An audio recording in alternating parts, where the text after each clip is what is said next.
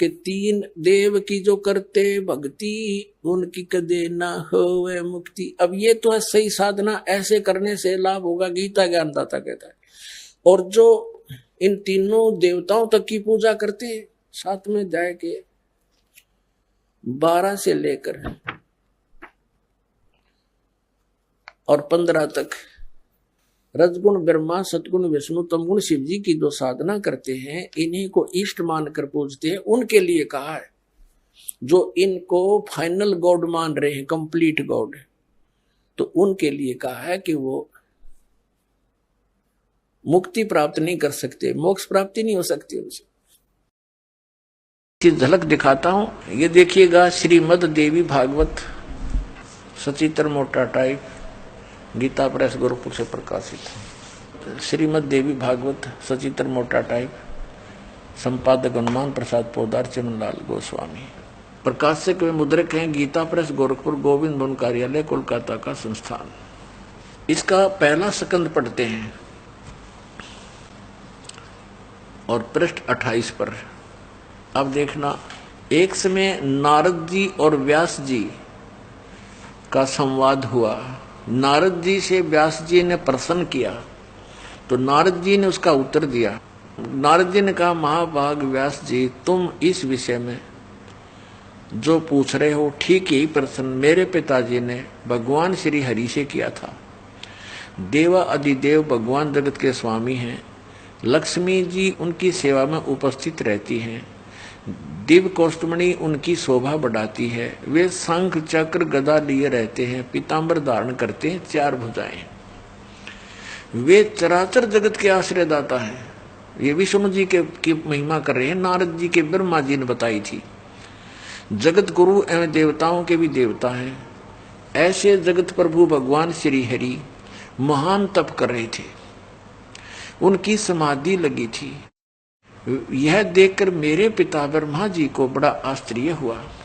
अतः उन्होंने जानने की इच्छा से प्रकट की। ब्रह्मा जी ने पूछा, प्रभु आप देवताओं के अध्यक्ष, जगत के स्वामी और भूत भविष्य एवं वर्तमान सभी जीवों के एकमात्र शासक हैं।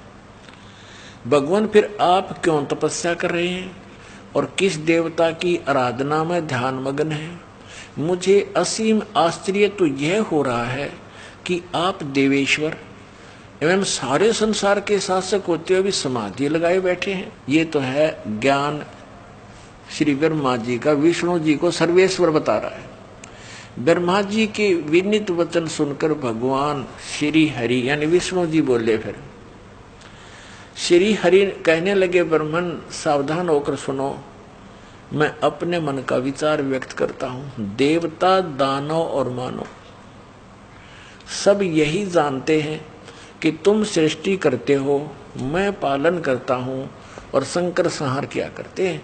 किंतु फिर भी वेद के पारगामी पुरुष अपनी युक्ति से यह सिद्ध करते हैं कि रचने, पालने और संहार करने की यह योग्यता जो हमें मिली है, इसकी अधिष्ठात्री शक्ति देवी है, दुर्गा है। वे कहते हैं कि संसार की सृष्टि करने के लिए तुम में राजसी शक्ति का संचार हुआ है, यानी ब्रह्मा जी रजगुण है और मुझे सात्विक शक्ति मिली है, विष्णु जी सतगुण। रुद्र में तामसी शक्ति का आविर्भाव हुआ है, यानी शिव जी ये तमोगुण।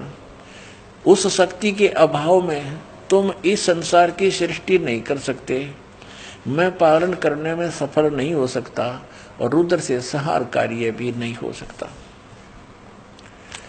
हम सभी उस शक्ति के सहारे ही अपने कार्य में सदा सफल होते आए हैं।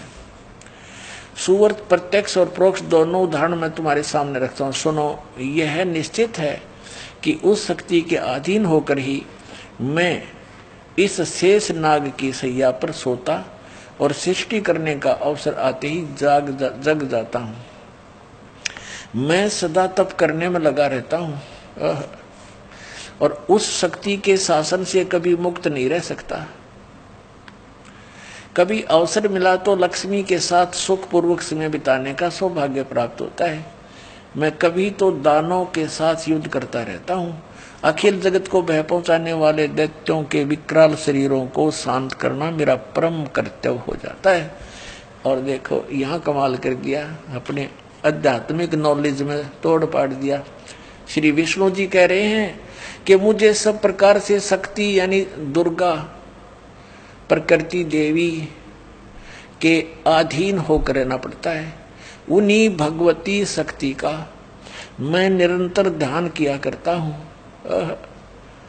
ब्रह्मा जी मेरी जानकारी में, मेरे आध्यात्मिक ज्ञान में, स्पिरिचुअल नॉलेज के आधार से विष्णु जी कह रहे हैं, ब्रह्मा जी मेरी जानकारी में इन भगवती शक्ति से बढ़कर दूसरे कोई देवता नहीं। अब आ गया अंत श्री ब्रह्मा और श्री विष्णु जी के आध्यात्म ज्ञान का। ब्रह्मा जी तो विष्णु जी को सर्वेश्वर बता रहे हैं, सब देवों के मालिक, सारे जगत के स्वामी, आश्रयदाता, और ये कह रहे हैं कि मैं तो दुर्गा के अधीन रहता हूँ, उसी का तप करता हूँ, उसी का ध्यान करता हूँ, उसी की पूजा करता हूँ। और मेरी जानकारी में, मेरे अध्यात्म ज्ञान में जितना मुझे ज्ञान है,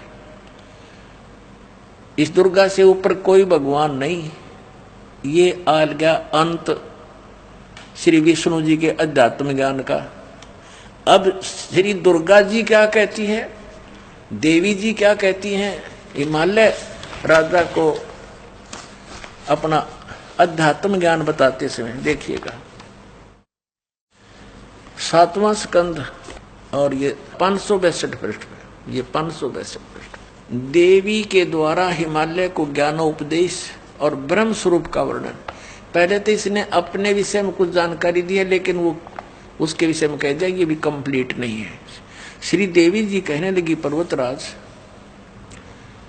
उस ब्रह्म का क्या स्वरूप है यह बतलाया जाता है, जो प्रकाश रूप, सबके अत्यंत समीप में स्थित, हृदय रूप गुहा में स्थित होने के कारण गुहाचर नाम से प्रसिद्ध और महान पद अर्थात परम प्राप्य है। वह समस्त प्रजा के ज्ञान से परे है, अर्थात किसी की बुद्धि में आने वाला नहीं है। यह तुम जानो, जो परम प्रकाश रूप है, जो सूक्ष्म से भी अत्यंत सूक्ष्म है, जिसमें संपूर्ण लोक और लोकों में निवास करने वाले प्राणी स्थित हैं, वही यह अक्षर ब्रह्म है और वही सबके प्राण है, वही सबकी वाणी है और वही सबके मन है। अब देखो दुर्गा की उआ बाई ये यहाँ तक कह रही है वो अक्षर ब्रह्म है, आगे फिर कहेगी केवल ब्रह्म है, वही सबके मन है, वह परम सत्य और वह यह परम सत्य और अमृत अविनाशी तत्व है। सौम्य इसको अविनाशी बता रही है ब्रह्म को दुर्गा, अक्षर ब्रह्म कहती है।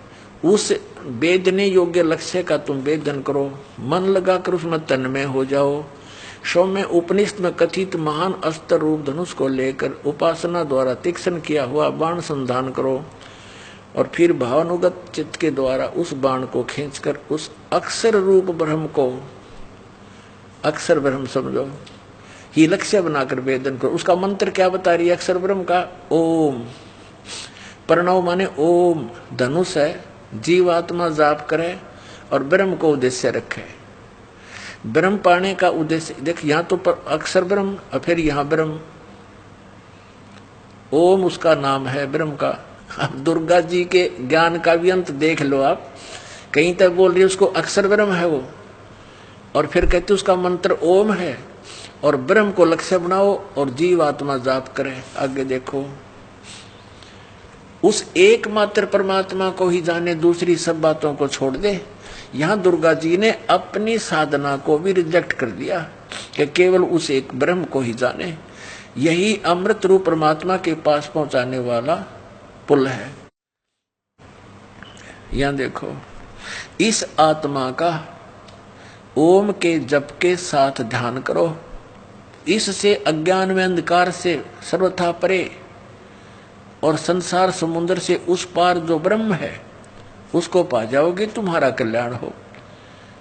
ब्रह्म ओम, ओम ब्रह्म का जाप है और इसी ब्रह्म को ये कभी तो अक्षर ब्रह्म कह रही है, यहां भी अक्षर ब्रह्म कहा है।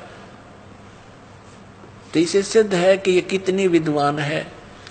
और इसने कहा कि इस ब्रह्म की पूजा करो और सबकी पूजा छोड़ दो। और वो ब्रह्म कहाँ रहता है? उसका ओम नाम है। वह यह सबका आत्मा ब्रह्म ब्रह्मलोक रूप दिव्य आकाश में स्थित है। ये ब्रह्मलोक में रहता है अपने आत्माओं। यही यजुर्वेद अध्याय नंबर 40 के मंत्र नंबर 17 में स्पष्ट है। वेद ज्ञान दाता ये ब्रह्म है। ये कहता है कि मैं ऊपर अंतरिक्ष में ब्रह्मलोक में रहता हूँ, स्वर्ग में रहता हूँ। और वो परमात्मा तो प्रोक्ष है, वो तो गुप्त है, उसकी जानकारी हमें नहीं है। वो तत्वदर्शी संतों से पूछो।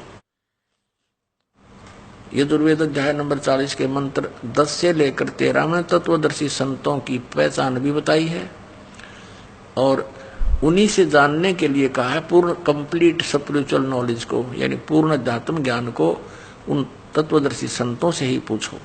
अब आपने देख लिया, दास ने